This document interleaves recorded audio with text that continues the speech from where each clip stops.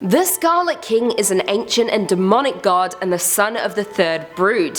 He is evil incarnate and the big baddie of the SCP world, often tied to the end of existence itself. So saying that, what do we know about him? Well, not a whole lot, but I'm here to fill in the gaps. So today on Top 5 Scary Videos, I'm going to be counting down our list of the top 5 Scary Scarlet King Facts SCP-001. Before we begin though, be sure to stick around until the end of the video where I'll be responding to some of your comments. And with that, let's jump in.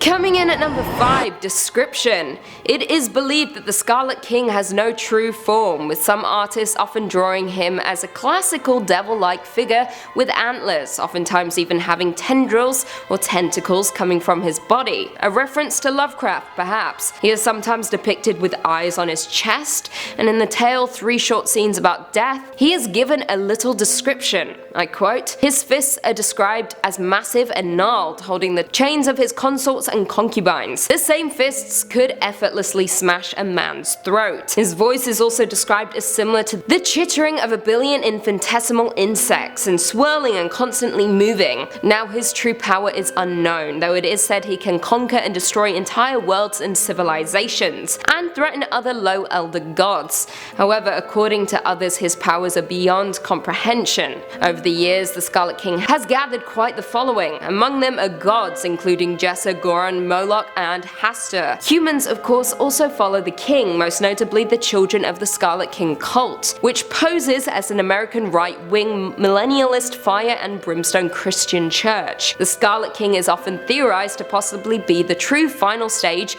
of SCP-2317, but we will touch on that more later. And as most will know, he is the creator of SCP-682 and 999. Again, more on that later. Finally, it is believed that he was once a low elder god, but a lesser great old one. After the Koitern arrived and granted him powers, the Scarlet King then began to absorb the powers, even turning on the Koitern in the process. Coming in at number 4, SCP-999. 999 appears to be a large amorphous gelatinous mass of translucent orange slime. It is also the son of the Scarlet King. It weighs around 120 pounds with a consistency similar to that of peanut butter. Yum. The surface of 999 consists of a thin, transparent membrane similar to that of an animal cell and is highly elastic, allowing 999 to flatten portions of its body up to 2 centimeters thin. The rest of 999's body is filled with a viscous orange substance of unknown chemical makeup, though it is capable of digesting organic materials with ease. Now, its temperament is what sets it apart from the Scarlet King, because all in all, they are the complete polar opposites of one another. 999's temperament is best described as playful and dog-like. When approached, it will often react with overwhelming elation, slithering over to the nearest person and leaping upon them, hugging them with a pair of pseudopods, while nuzzling the person's face. Even touching 999 will cause mild euphoria, which intensifies the longer a person is exposed to it. Now, although injuries sometimes occur, 999 has never been found to purposefully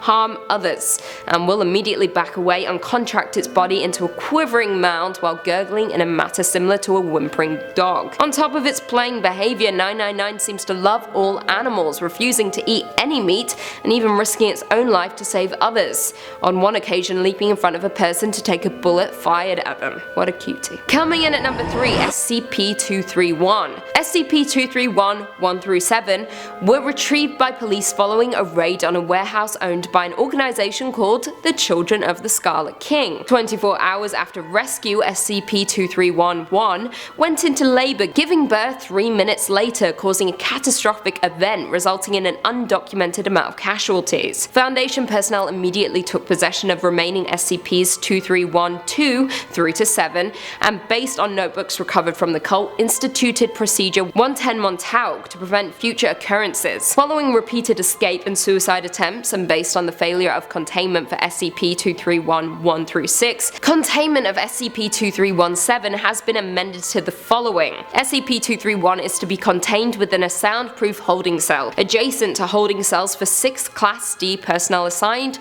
for the purposes of Procedure 110 Montauk. Cameras will monitor every inch of the cell at all times and must be manned 24 hours a day. Malfunctioning equipment will be replaced without delay by psychologically screened staff. Doors will be magnetically locked, openable only by positive action by the control and monitoring facility. 2317 is to be kept restrained to a hospital bed at all times except for the purpose of procedure 110 Montauk. Hydration will be provided through IV drip. Under no circumstances are narcotics, anesthesia or other approved medication to be administered to SCP-2317. Coming in at number 2, SCP-2317. 2317 is a primeval entity known as the Scarlet King, Devourer of Worlds. The Erikash Codex indicates that it was captured and imprisoned by Erikashian mystics circa 1894 BCE. An excerpt from the relevant passage follows, I quote, "And then Keshpeth led his army of 10,000 into the realm beyond the clouds,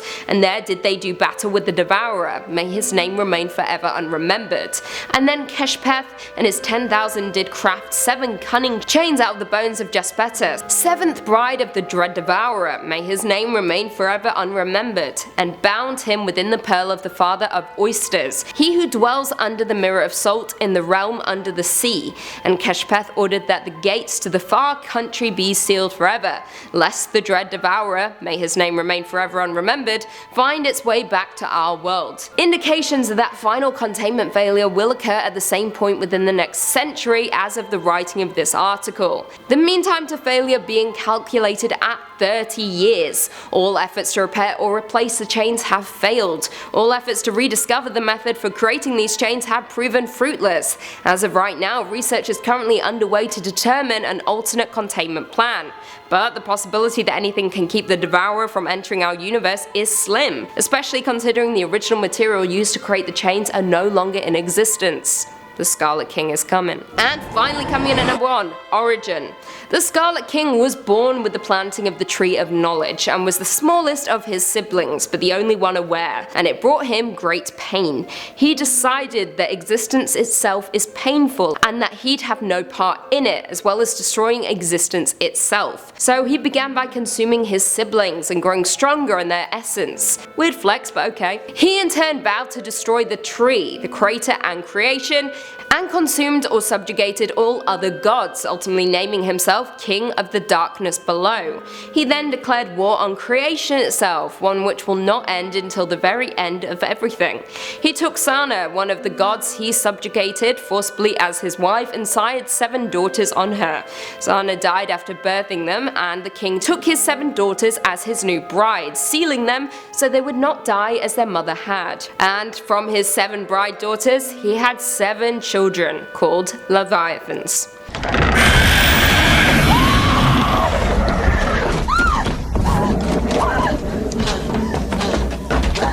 Well, there we have it. Do you guys agree with our list? Were there any Scarlet King facts that we missed? Leave us all your thoughts and feelings in the comments down below.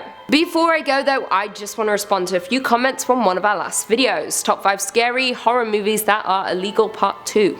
Lars Stolo said, "Finally, our queen is back and the land of horror rejoices." I'm back, but I'm still sick. But I'm here. And that's all that matters. Killjoy said, "Lucy should be illegal." I am illegal. Actually, that's a lie. I'm allowed to be here. Never forget it. Helico said, "Of course your parents got the movie Last House on the Left for you. Should we expect anything less from the ones who groomed such a person of darkness? I think not." That's very true. My family love horror. But at the same time, I don't think they knew that what they were subjecting me to. But I respect that. A movie that was banned for 30 years comes out, they want it for me. And on that note, if you haven't already, be sure to give this video a big thumbs up, subscribe, and turn on notifications so you never miss another scary vid. Until next time, see you later. Chittering of a billion infinitesimal. 2317. Numbers. Weird flex, but okay. I like to toss that in where I can. Weird flex, but okay. From the seven brides' daughters,